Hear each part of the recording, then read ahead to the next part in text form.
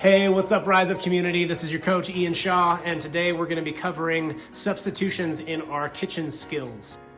All right, so we got our cauliflower. I have some cashew soaking. I'm gonna show you how to make a cashew ricotta cheese. Then we got some daikon radish, zucchini, mushroom, onion, lemon, and our radishes. First, we're gonna start with the radish hash. And we're gonna start by trimming and chopping up our radishes. I already have these guys washed, so I've washed all the dirt off of them, and now we're just gonna chop them up.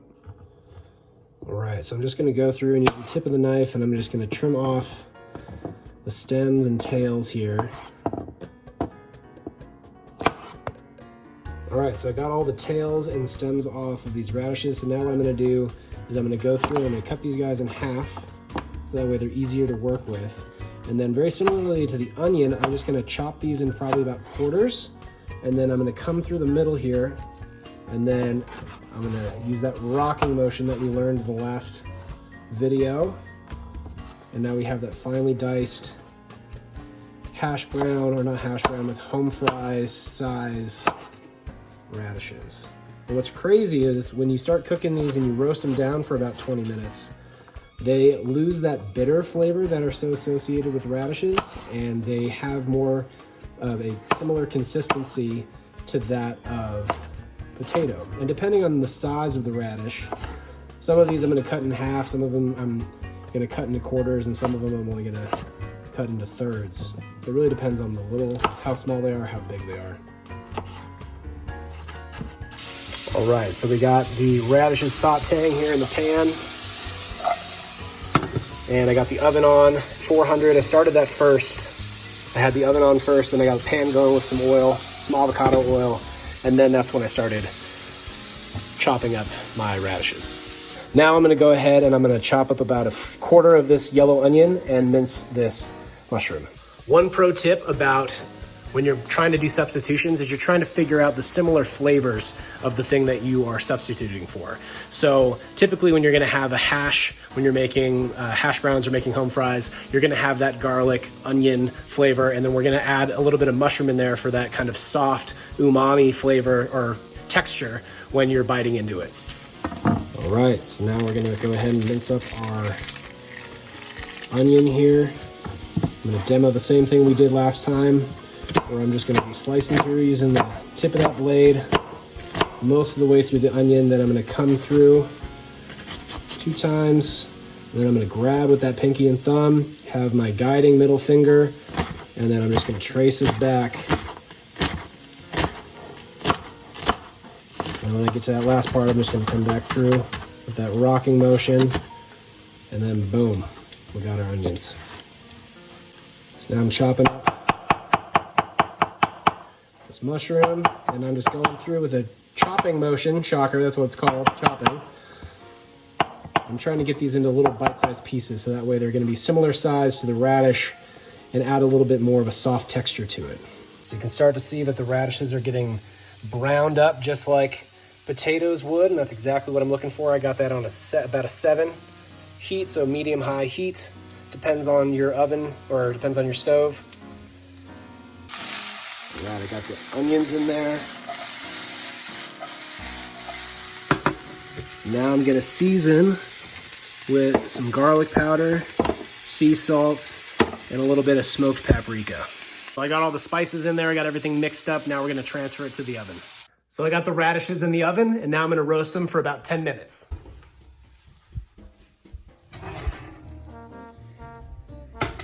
Oh yeah. All right, so the last thing we're gonna do is we're going to toss in our mushroom, and we're gonna mix that up in here, and then we're gonna pop it back in the oven for about another 5 minutes. Basically, we're trying to get all the water out of those radishes so it doesn't taste like a radish, it tastes like a potato. And you can always add things like spinach or kale or some sort of other green vegetable. That's also a really good addition. And voila, we have our radish hash, and I have a over easy egg, as well as some sliced cherry tomatoes and fresh avocado. That is a breakfast fit for an athlete. So this is for all you vegans out there, or people who want to eat less dairy. I have some cashews soaking in water, and a kitchen hack is that you can make these pretty quickly. So traditionally it takes a minimum of 4 hours to get them to the consistency that you're looking for, and they recommend oftentimes soaking them overnight. So if you're gonna do it that method, you would use cold water, and you're gonna be putting them so that they're completely submerged, and then you would let them just rest for a minimum of 4 hours. But what a cool little hack is, if you boil water, you can have this ready to go in 15 minutes. That's right, I said 15 minutes. So the ingredients that you're gonna need for the cashew ricotta are cashews, lemon juice, pepper, salt, and garlic, and a little bit of nutritional yeast. So for the equipment, you're gonna need a food processor or a blender. All right, so we're gonna go ahead and strain out these cashews, popping these cashews into the food processor. Got garlic powder, sea salt, onion powder. Don't skip this. It sounds like something you can skip, but it helps the flavor a lot. Then I got about 3 tablespoons of nutritional yeast. Juice, you're gonna be putting in probably about half a tablespoon.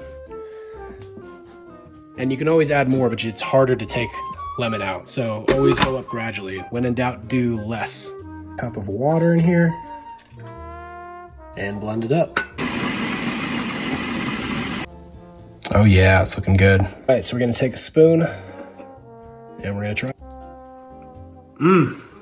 Oh yeah, super cheesy, really good. That's good. All right, so going on to knife tips.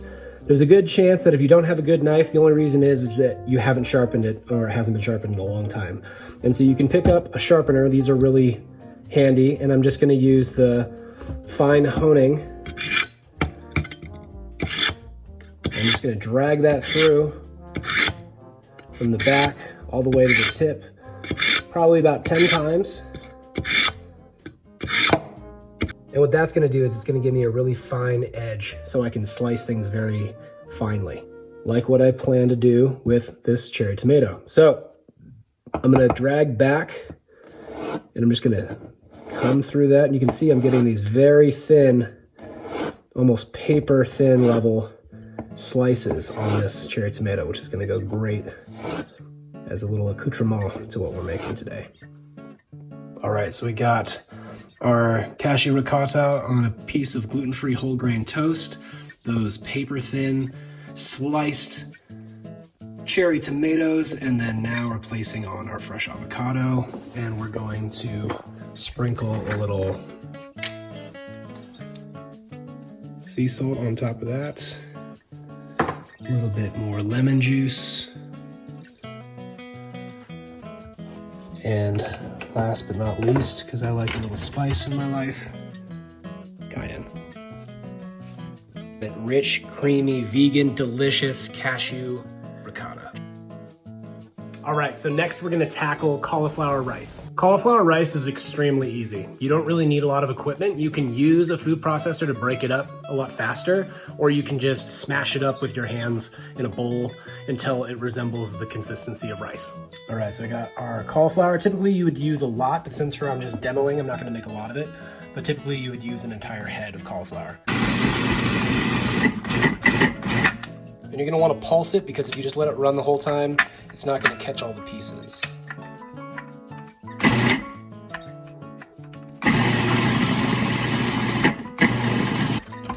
When it's done, it should have a couscous looking resemblance.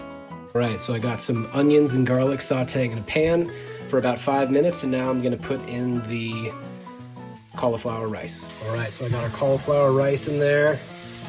Gonna mix it all up with the onions and garlic, and I'm gonna cook this on about a medium heat for probably around 2 to 3 minutes, just to get all the different flavors kind of coming together in there. And then I'm gonna transfer it to a bowl, and I'm gonna put a little bit of lemon juice and mix in some fresh parsley. And there you have it. Delicious cauliflower low-carb rice with fresh parsley, lemon juice, and onions and garlic. Is it good? Oh, it's good. Next, we're gonna go into making zoodles or zucchini noodles. So what you're gonna need for this is a spiralizer. They're really not that expensive. I think I got mine at like TJ Maxx or something like that, like a third-hand store. You can find them online pretty inexpensive as well. You can buy them in the store as well, zoodles. But you'll see they're like $5 each. And instead of that, why don't you just pay for the spiralizer, and then you can do a lot of cool stuff with the vegetables. Pro tip. So I'm gonna position the zucchini in between the grate as well as this handle. And then all I'm gonna do is push and turn, and it turns it into zucchini noodle. And there we have our plate of zucchini noodles. Now, the way that you're gonna cook these up, you're putting them in a skillet with a little bit of oil, and you're gonna be sauteing them for probably like maybe 2 minutes. You don't want to overcook them. A lot of times when people cook them, they cook them too long and they become mushy. You want them to be a little bit rigid still, so that way they maintain a little bit of their integrity and have a little bit more of a noodle-like consistency. So we got our onions in our pan sauteing here for about 4 or 5 minutes, and then we're gonna add our noodles. I added a little bit of finely sliced bell pepper, and I got our zoodles in there, and now we're just gonna stir fry them for about 2 minutes. I'm gonna pair the zoodles with a little pan-fried Creole seasoned tofu. And I'm gonna top it off with a little vegan Parmesan. And there you have it. A phenomenal little dinner that you can make fairly simply in probably under 10 minutes. We got a little bit of the cashew ricotta on the side, and I dressed up the tofu with a little bit of Creole seasoning, and then I sprinkled it with that vegan Parmesan. And there you have it. That is week 2 of the kitchen skills, concluding on substitutions. Hope you enjoyed it. Leave your comments below and let me know what you think. All right, rise up.